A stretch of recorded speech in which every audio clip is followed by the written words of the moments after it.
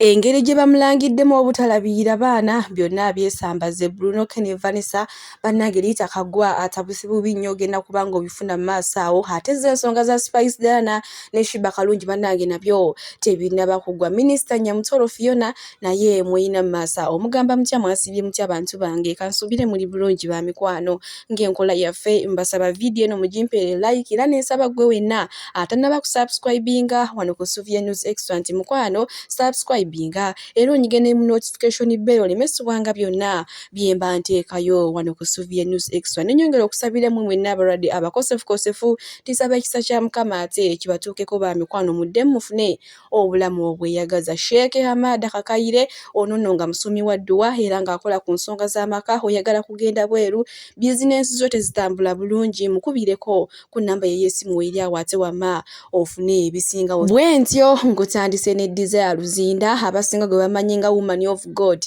munnanga ate ne muwala waffe Michelle akulidde nno ddala ndowooza mulaba ekintu kye bayita okuzaala amanga awo nno munnange bali mu kuzannyamu amugamba ate maama ono olinawo akatuututu ate feesi efuukuusemu oba okyuse kazigo okozese munnanga ate kwe kali nga nze kenkozesa akolaba olususu lwange bagamba omukwano oguli awo wamma maama n'omwana lekaleka bannange tuzaale ng'obudde bukyali kuba binyuma nga wenkana n'omwana wo wenkozaako eno ewa Bruno K munnange avuddeyo ne yeesambaga ebintu liita kagwa bye yayogera mbu ye yaweera omwana we ono omulenzi Vanessa bwe yazaala akatambi kalina mu maaso wano ye Bruno K agamba nti abaana be bonna yabeeweera ku ssente ze ku kikumi kye nga tebaliiko kiyambi kyonna kati simanyi oba liita kagwa ebintu bye yayogera byali bituufu nga alumiriza Vanessa oba Bruno K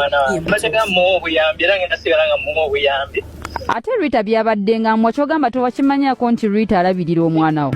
Simanyi aleka wabaddewo miscommunication between omuntu oyo ne maama w'omwana naye nze enkolagana yange ne maama w'omwana egera sigala ng'eringa bwebadde nga nnungi.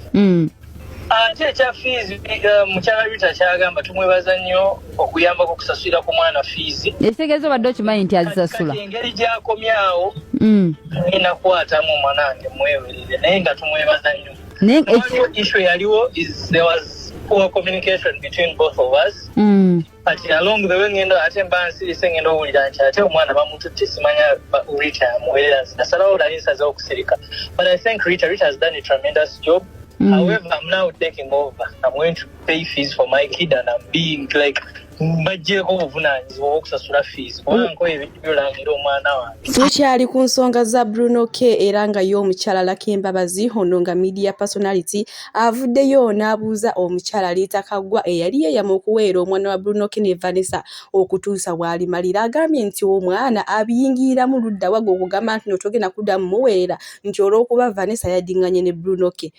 Munnange bali beezaalamu omwana newokola otya gwoba oli wakuweera mwana muweere ku lulo ne naye maama ne taata baleke kubanga ekisooka balina ekibagatta ye mwana ate gwe oliwo nga kiyambi kuyambako buyambi mwana tomanya bayinza okufunayo ate era omuntu abayamba bwe tweyongerayo ne minisita Nyamutolo avuddeyo ne yeegatta ku balamazi abava Ennebbi okwolekera e Namugongo. Minisita abeegatiddeko ate ku paalishi y'e Namalinga we bavudde okwolekera ate e Matugga era nga we bagenda okusula then we banaava ate boolekere e Namugongo. Bannange e Namugongo wabeerayo okujjukira abajulizi ate buli ennaku z'omwezi nga 3 omwezi ogw'omukaaga kale we tuli mu sayidi eze era nga bo bajjaaji baatandise dda mbu wamma Eddie Kenzo yalonda ekyapa ate mu mannya gaakyo. Bannange bw'omukyala ye buli wamu wonna agwayo omuntu w'abantu teye era nga bo ba social in-laws baatandise dda ate okwebaza Eddie Kenzo mbu munnange yeebale okubaleetera mukyala ategeera abantu ateeraga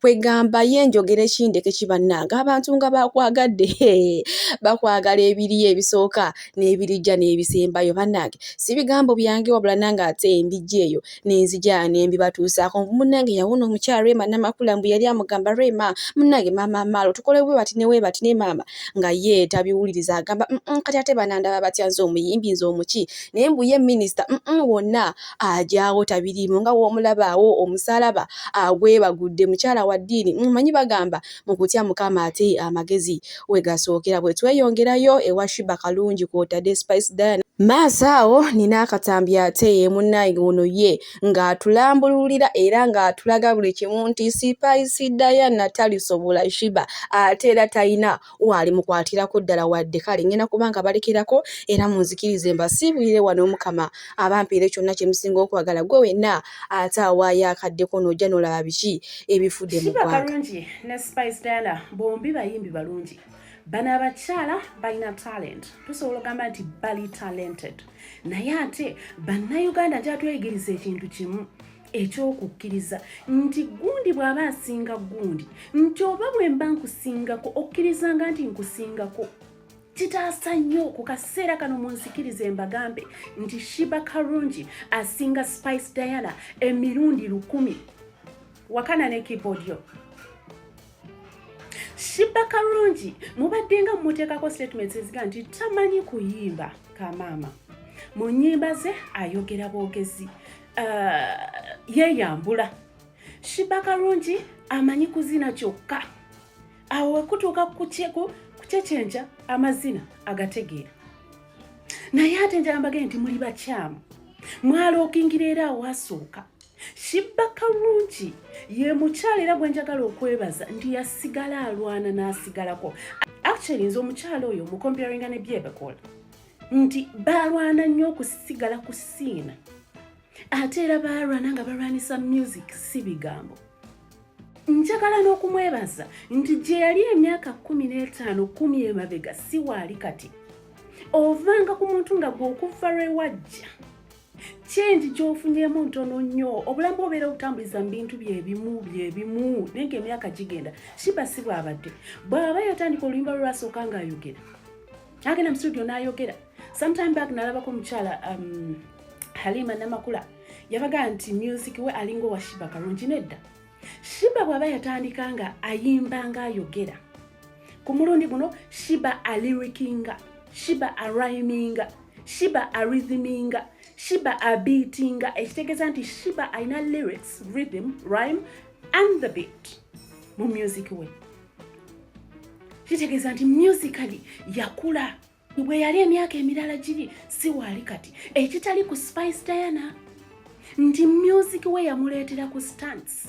Nti buli wayagala okukubayoko kayimba okafulumya ayina okwekwata ku bitooke, ayina okwekwata ku muntu. Actually juzi wano nayagala nnyo okuvaayo ku Spice Diana nga ono mwami Jenkins simanyi biki bamuvuma ninyendo kizuula nga Jenkins talina wera yogedde ku Spice Diana nga Spice aga kuyisaawo ki kayimba ke n'ebirala kati okumanya kiyitirira Spice Diana tumanyi ng'omuntu omugabi ekirungi kyente agabira mu camera which is really so amazing bwati bwe yasalawo.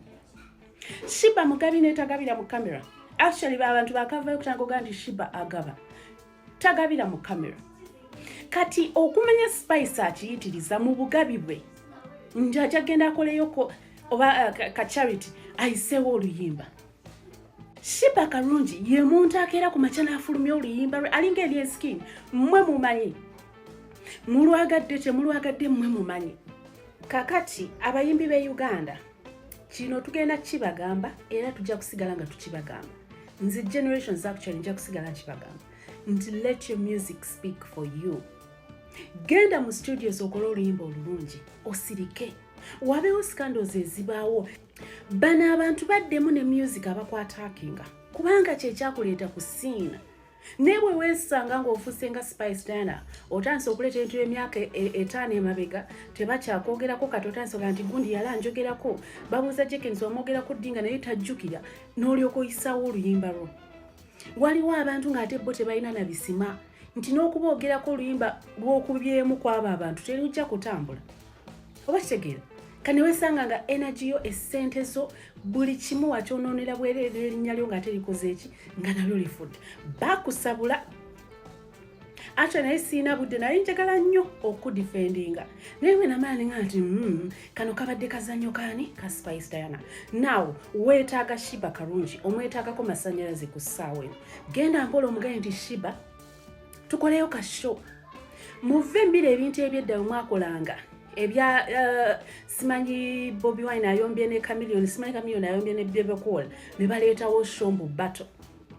Ku nnaku zino mukyasooka okujja ne munnyonnyola abaana ne mbaga twagala kukolayo ka battle oba tulinayo Shonze ne Shiba tulabe anaasinga ne muntu ateekako kaanaasinga bafansi baani bajje mujje mutuwagire tukole show tubayimbire mukimala n'ebyo ebyokuddawo buli kaseera ne tudda simanyi otayagala ono simanyi otayagala oli baleseewo bato. Stop it. Bannayuganda si basiru babikooyi.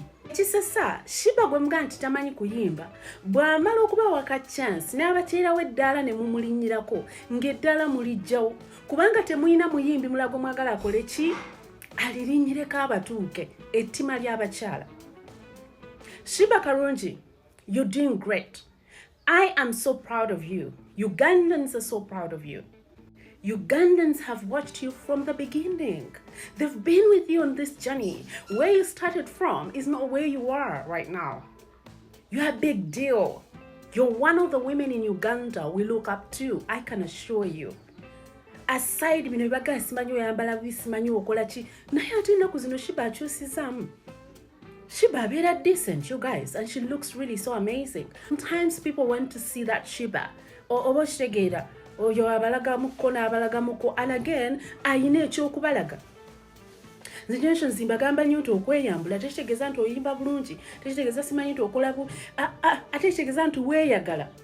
Waliyo emibiri nga tegiragikako. Shiba alina omubiri mulungi, sigambye nti yeeyambule. Naye waliwo abayitiriza n'ogaaga kati kino kiki? Olubuto olukomeeri, akabina ebinnya byakalya, amagulu gali bwe gati ne bwe gati, naawe ne weeyambula kubanga Shiba yeeyambula. Mukomye. Ate mumwebuuzeeko engeri gy'akikozeemu. Shiba talippira. Ne bw'aba yabikolako byali byadda nnyo, ate buli omu alina chance okukola buli byayagala n'emyaka bwe gyeyongera kyusaamu. Spice Diana tategedde nti kati akuze, nti kati munene muko. Leka abantu bagende nti oli munene. Leka abantu bakugambe nti oyimba bulungi. Leka kulwanira music wo. Leka music akulwanirire. Go to the studios, good lyrics, rhythm, rhyme, beat. Abantu bajja kutuula mu nnyimba zo. Right now nnyimba za Shiba ezedda tukyazituulamu. That means she's really so amazing. You know, Shiba Karungi, I give it to you, my girl. You're really, really so amazing. Keep going. The sky is the limit. Spice Diana, go back to the sketching board with your manager. Mutule wansi, mulabe ki kye musobola okuleetera bannayuganda. Munaakireeta mutya? There's always a chance. Okuba nti osobola okwekulaakulanya. Ebyo by'okukola stunts, okwataakinga abantu, tebigenda kukola. Nabagamba abayimbi nti mulwananga nnyo. Music wammwe n'abawolereza. Music wammwe n'ayimirira nammwe mwenga temunnaba kujja ekitali ku Spice Diana. Spice Diana avaayo n'ayogera nga music tayogera. Spice Diana akozesa nnyo okuba nti alina okulaga bannayuganda nti mmanyi okuyimba naye ng'ate tabawadde music gwe baagala. Ekitali ku Shiba Karungi. Shiba Karungi akutte ku baana. Shiba Karungi atudde mu remixes z'abantu asitula busituzi naye mu mpola. Shiba Karungi tolimusanga ku interviews here and there biki kisimanya yogera nno. Shiba Karungi mugezi. Ate kana kali so beautiful. Now, ebyo bye bikakyayisa. Abamu kategedde. Cheers, I'm out. Peace. Sheikh Hamad Kakayire ono nno nga musomi wa dduwa era ng'akola ku nsonga z'amaka. Oyagala kugenda bweru, bizinesi zo tezitambula bulungi, mukubireko ku nnamba y'essimu erya WhatsApp mukwano ofune ebisingawo. Era gwe wena ayagala okulanga naffe wano ku Suvia News Extra, ennamba weeryawo ya WhatsApp munayi jangu twogere ku b'eyeetu.